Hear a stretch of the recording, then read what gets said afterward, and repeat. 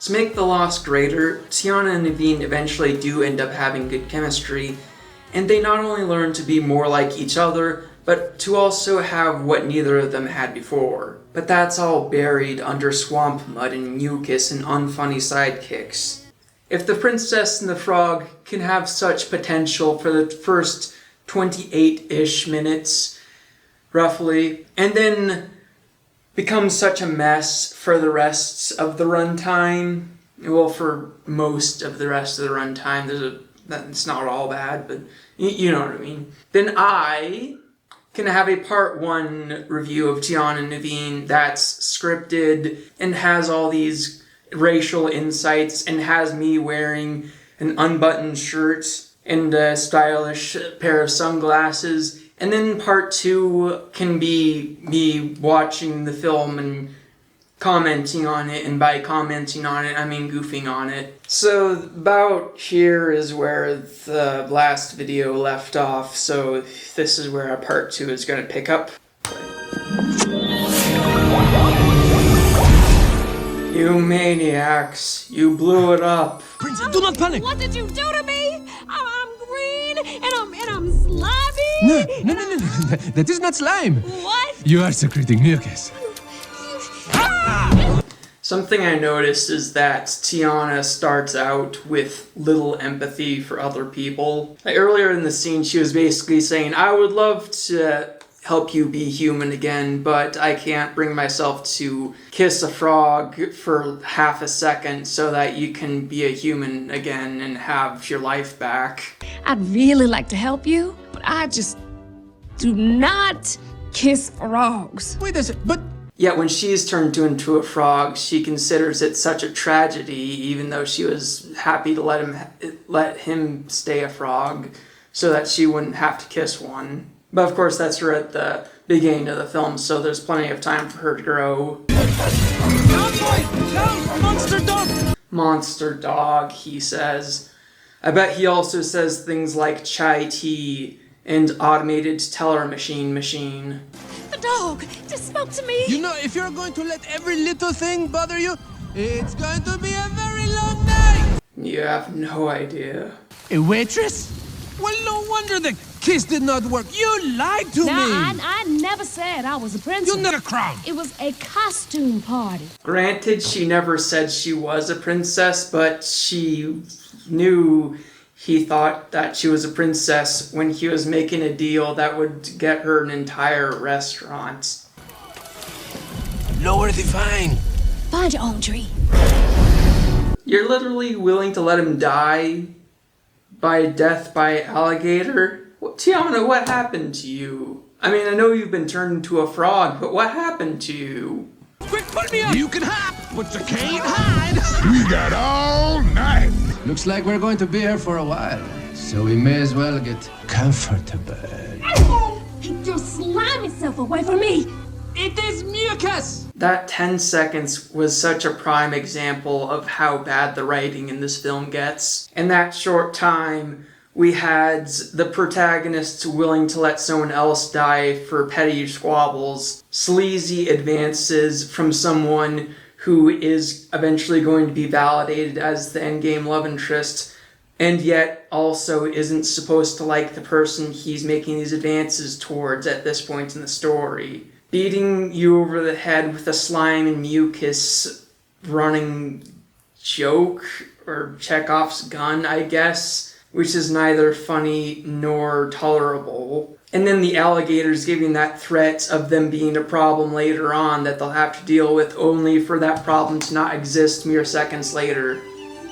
Gators are gone. Did you learn to play like that? Why, the Bayou's the best jazz school in the world. All the greats play the riverboats. You learned by listening to other players? Oh, I tried once.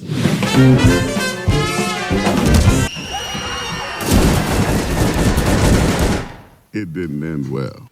Okay, fine, that was funny. Most of his jokes fall flat, but at least that was funny. So many people ask, why are there no more great Disney villains in Disney movies? I would like to add to that, why are there no more guns in Disney movies? What happened to the guns? Here I am.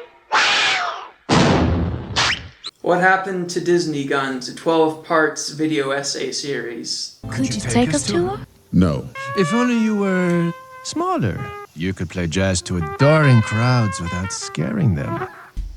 Hey guys, I just had me a crazy idea. What if I asked Mama Odie to turn me human? So what that was supposed to be is Naveen having something that Tiana doesn't have, something for them to balance each other out with, because Tiana likes to do everything herself, but Naveen has the talent for getting other people to do things for him, which gets another person into their fellowship. So I guess that was a nice touch. When I'm human, as I hope to be, I'm gonna blow this song till the cows come home. So this song, isolated, isn't that horrible or painful, and the visuals aren't so tiresome, but the thing is, it's the first of multiple songs that happen in the swamp. And not only do they get tiresome because of the setting, they get pointless due to the subject matter, as we'll cover later. This one is at least about their characters' ambitions. Miss Charlotte, I can no longer ignore the throbbing of my heart. Yeah, is the spell wearing off, or are you just happy to see her? Even though our time together's been brief, it's been heavenly. Yes! Oh, I most definitely will marry you! You know, he's surprisingly charming with her. Arguably more so than Naveen, because Naveen's kind of been sleazy this whole time. Because somebody let our froggy prince go, Larry. I'm reduced to asking for help from my friends on the other side. Yeah, reduced to asking for help in getting your debt higher with people that will eat you because you don't have enough money. What a great thing to do. What a great thing to do with the villain who's known for charisma and being a force to be reckoned with, right? No, go away. There is no way I'm kissing a frog and eating a bug on the same day. The same day? No, it was night when you kissed the frog, and then it was day after that, and then now this is another night. I ain't no firecracker. I just got my big butt glowing, that's right. Ooh. Why did they approve this character? Why is he in this movie? Does this character have his fans? Because I can't stand him. About time I introduce myself. My name Ramon, but everybody call me Ray. You know how Olaf from Frozen can fluctuate between funny and annoying? Ray is like Olaf at his worst constantly. To me, at least. Now what kind of chucklehead toy y'all to go this way? I found a stick! Why me and my relationers to help show y'all the way? And not only is he annoying, they just spelled out how his role in this story is superfluous. Because he's telling them how to get to Mama Odie's, which was already their plan, and they had to justify him being helpful by saying that the guy they already had to guide them was actually taking them the wrong way out of sheer stupidity. And unlike Lewis, who has his own motivation for wanting to go to Mama Odie, Ray just does it because he can, which that can be a basis for a likable character, is them helping just because they can, but they never fill the gap of his personal motivation. And remember how I said that the rest of the songs in the swamp are so useless? Just listen to this. Going down the bayou, going down the bayou, going down the bayou, taking you all the way. As soon as I dispose of Big Daddy LaBeouf, and I'm running this town, I'll have the entire city of New Orleans in the palm of my hand. Is that how he thinks sugar works? Because Big Daddy LaBeouf is a sugar baron, not a governor or something of the sort. Yeah, maybe it actually is how sugar works in our mind. We'll find ourselves a frog! What cool creature designs. I can't wait for them to get one-shotted without any good action choreography. That was a joke, by the way. I can wait for them to get one-shotted. That's your girl? Oh, no. My girl. Oh, that's Evangeline. Evangeline? She the most prettiest firefly ever did glow. Evangeline ends up being a huge wrench in the gear, in my opinion. We'll get to that later. You do not know how to have fun. You're a no-count philanderer and lazy bump on a log. They are not wrong about each other. What you two gawking at? Just listen in. I will make him pay for his... Those poor trappers that just wanted to eat some frogs that they didn't know were humans. Ain't like no frogs I ever seen. They smart. And we talk, too. What a delightful thing for them to bond over, is tormenting the non-city folk. Now, how about the other side? These are the jokes, people. You are secretly funny. Not a stick in the mud. Well, I would Say it. go. Say it. All right, you're not exactly I can't hear you. I'm sorry. What? complete stick deep in the mud. But she kind of was, though, but okay. Oh, poor Louis. Finally showing some empathy. Maybe that session of tormenting the innocent is what got her to lighten up and be willing to feel bad for others. I mean, comfort others. There you go. Okay, that's girlfriend material. Helping him to learn new skills. That's nice. I've never done anything like this before. Really? All right. And starting to get some good comical banter between them. I realized I don't know how to do anything. Well, hey, you got the makings of a decent mushroom mincer. Again, if they hadn't been set in a swamp with these annoying side characters and tormenting the innocent, they would have had something here. And I just might hire you. Really? No. Oh, come on. What was that? And now intentionally making them laugh only a little bit past halfway through the movie. That's also good. You truly have a gift. Well, thank you. Aww. There she is. Oh, now this.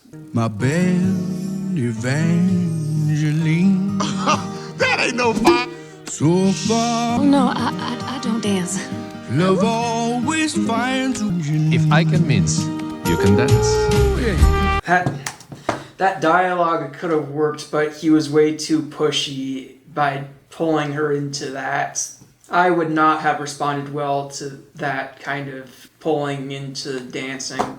What he should have done is just said that and held his arms out to her and let her decide to do it. Now the problem here is they're dancing together and they're supposed to have this romantic moment with each other, with him singing about how much he loves a star, and they don't have a song where they sing together later on. This is just the closest thing you're ever going to get to that. So in a dynamic that has years of overwork and no social skills clashing with and then evening out with someone who has years of social skills but no work ethic, they put in this song about someone else's love for a character with these lyrics that could not be more generic. Love is wonderful.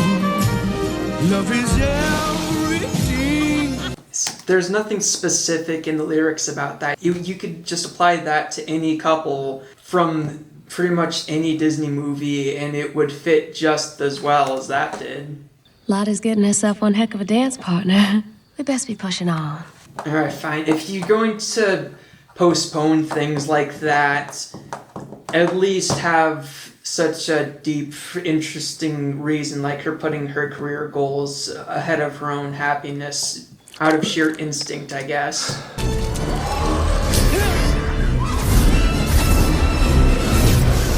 I hope that was the kind of action choreography you were hoping for from those creatures. Oh, she's fine.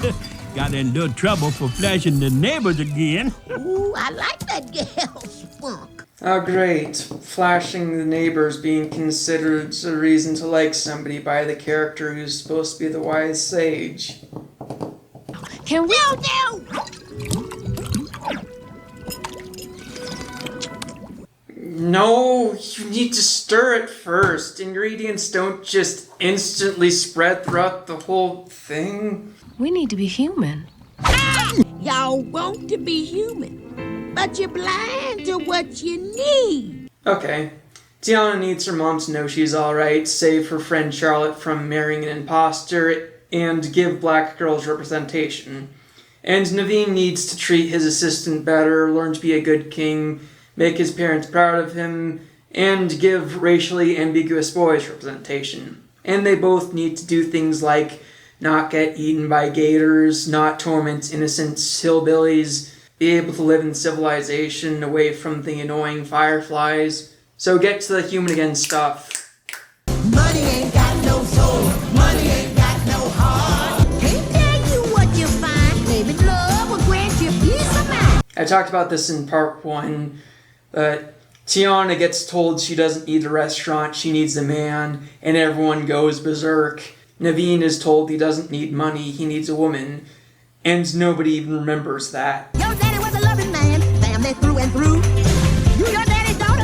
What he had in him, you got in. I need to dig a little deeper and work even harder to get my restaurant.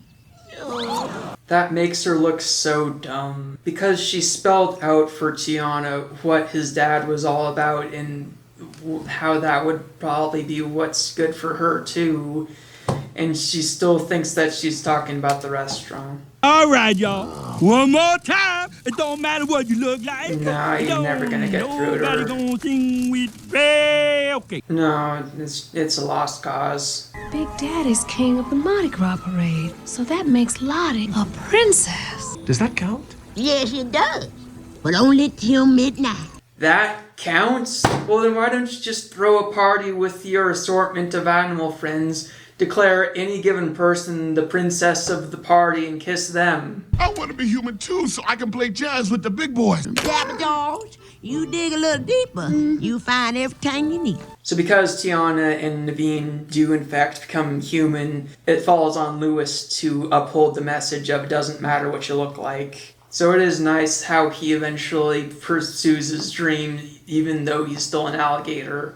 But I can never understand Odie's insistence on them not needing to be human again, because even with this universe's logic that allows Lewis to pursue his dream despite being an alligator, there's no way they would have been able to get what they needed while being frogs, considering how much they would be missing out on if they just lived in this nasty swamp away from their families and had to be frogs. That's a nightmare.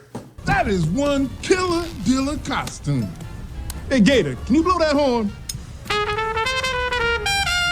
Come on, sit in with us. I mean, it's different for Lewis because apart from needing the acceptance of humans, he doesn't hate being an alligator. But being a frog when you'd rather be human for so many reasons is such a terrifying concept that it makes me hate Odie for dismissing their need to be human again. I am in love with Tiana.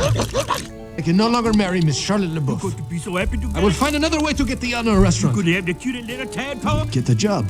Maybe 2. I mean, they kind of earned that. I would have preferred, I don't know, a montage to have them bond with each other, or a song that actually had them singing to each other with lyrics that were specific to their dynamic, but okay, I guess we can just have them be in love now. What's this? Ta-da. You minced. I did. You have had quite an influence on me. So this is a nice scene of him going through all this effort for this romantic setting for her. Between this and their comedic banter with each other, you do buy that they would make a happy couple. Which is amazing because I have dated thousands of women and no, like 2, 3, just other women. I mean, just 2 or 3 at a time, perhaps 4 at my best. I mean, my worst. Listen, you could not be more different. You know, you are practically one of the guys. No, you are not the guy. I'm debating whether or not to use a joke about that. Yeah, I'll do it. Practically one of the guys. Well, if that's what he wants, maybe they could use a strap-on. I don't know if I'll use that. Basically, what he said is her being more intelligent than the floozies he's used to makes him think of her as one of the guys, or more like the guys. as if he thinks of guys as more intelligent. What that's supposed to mean is that he's used to the type of girls that are easy to get and don't call him out on his flaws. I mean, thankfully they portray that rambling he was doing as dumb, so it's not like they're legitimizing what he's saying. But they don't really clarify that, and it seems like he still considers Tiana an exception to the rule of him thinking most girls are dumb.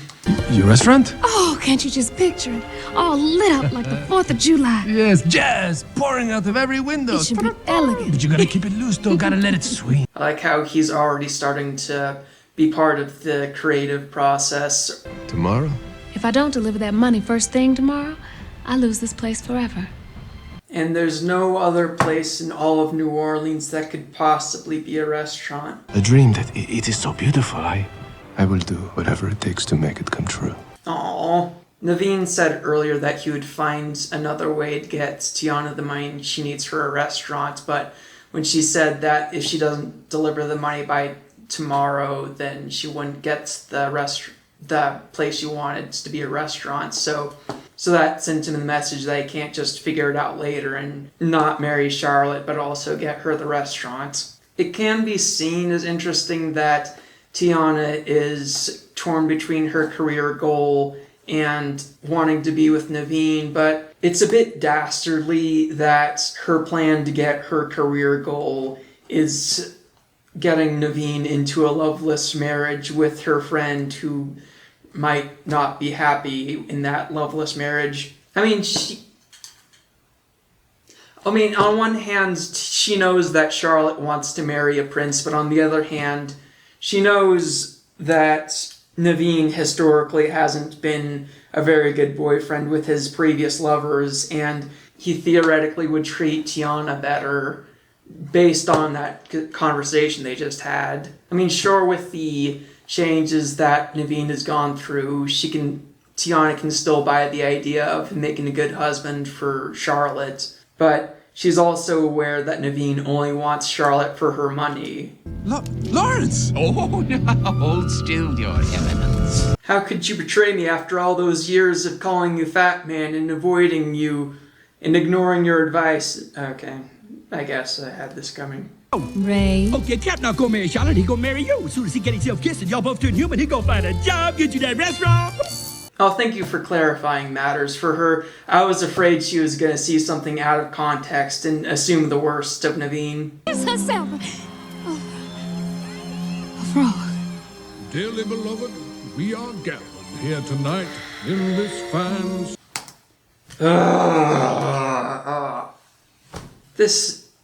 This is so stupid. The fact that she instantly believes that that's Naveen about to marry Charlotte, again, that makes her look so dumb because she already knows that if Naveen turns back into a human, then that should mean that Tiana turns back into a human too. And she also knows that there's a Naveen imposter who wants to marry Charlotte. Hold on. If you're the prince, then who was that waltzing with Lottie on the dance floor? So she should be able to instantly see what's going on here. But she just assumes the worst because this is the part of the movie where the cliches demand she just assumes the worst. By the way, I just want to point out for fun that float looks like King Triton. It's like my Evangeline always said to me. Evangeline's nothing but a star, Ray. A big ball of hot air a million miles from here. That's not true. Evangeline is a ball of plasma a million miles away from here. Objects to the union of these two people. Speak now. Wait, he just stabs the doll and then Big Daddy LaBeouf dies? That's too overpowered. I got a lot of more me. Come here, You can't introduce these shadow creatures wanting people to be scared of them and then have a firefly kill 4 of them in a few seconds.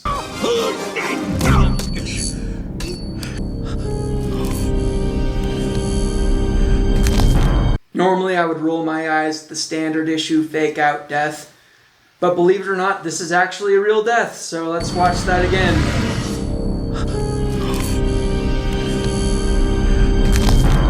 Again.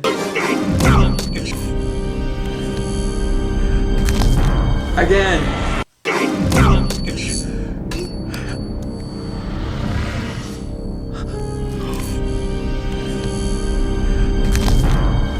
Couldn't have happened to a better character. I told y'all she wouldn't come. Great out of context line. My daddy never did get what he wanted. But he had what he needed. Aww. I got lots more plans. This is just a minor setback in a major operation. As much as they did take him down so much by having him grovel at the feet of his friends on the other side, and having so much of his character be based around desperately having to fulfill his debt to them, it does lead to this nice villain death. I promise I'll pay your back. I promise. Well, technically he could still be alive, maybe. I mean, if they can physically drag him to the other side, maybe he can be physically dragged out of the other side. I mean, they have Tiana the series coming. He could be back for all we know. I don't know. Well, I mean, that kind of implies he's dead, but you know, retcons happen all the time. Oh, hello, darling.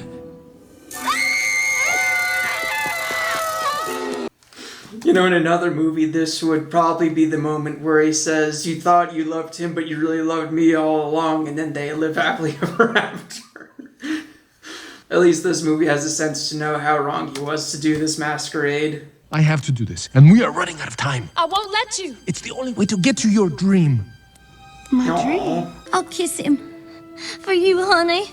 No marriage required. That would sound so funny out of context. At first I thought it was a gaping plot hole that he kisses Tiana while she's not a princess and she turns into a frog. Then he kisses Charlotte while she's not a princess and she doesn't turn into a frog. But then I realized they smashed the trinket or whatever it was that was sustaining the curse. So now it's not going to change anyone else. Maybe. I guess you could headcanon that, but they didn't explain that very well. Shadow Man done laid poor Ray low. Yay! Not so bad. Hey, Shell? Hey, no talking, you're dead.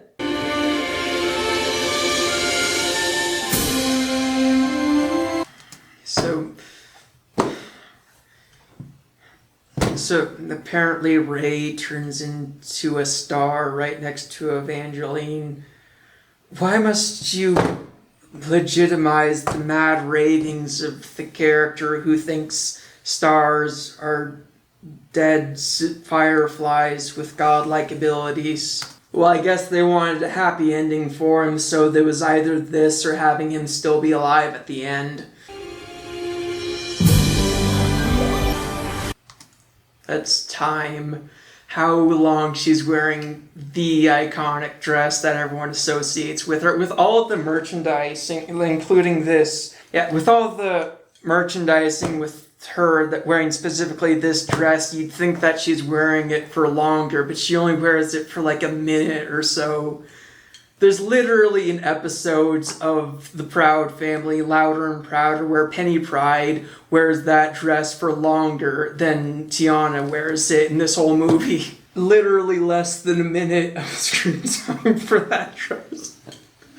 And it's the dress that everyone associates with. That's just, it seems like I'm just yammering about something insignificant, but really, it just goes to show you how little people care about the parts of the film where she's a frog, which is most of the movie, that they'd rather obsess about less than 1 minute of the dress.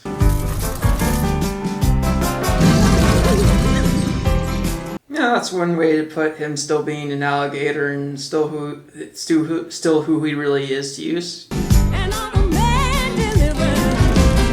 Let that music playing. Hear what I'm saying, make you feel alright. I love how not only does this part show off Naveen putting in that work ethic, they also have Tiana dancing and singing and partying like Naveen. I mean, Naveen doesn't really sing that much, but you know what I mean. She's being a party person, if you will. Dreams do come true when you are free. New Orleans. If only most of the movie could have been set there. And then insult to injury. Listen to this. You changed my plans for being the perfect dish. You're something that I never choose, but at the same time, something I don't want to lose. You're the best thing I never knew I needed. Yes! The best thing I never knew I needed. Why wasn't that song in the movie earlier? This song is so good, right? It's not the song that they were singing to help them fall in love earlier in the movie instead of that empty calorie Evangeline song.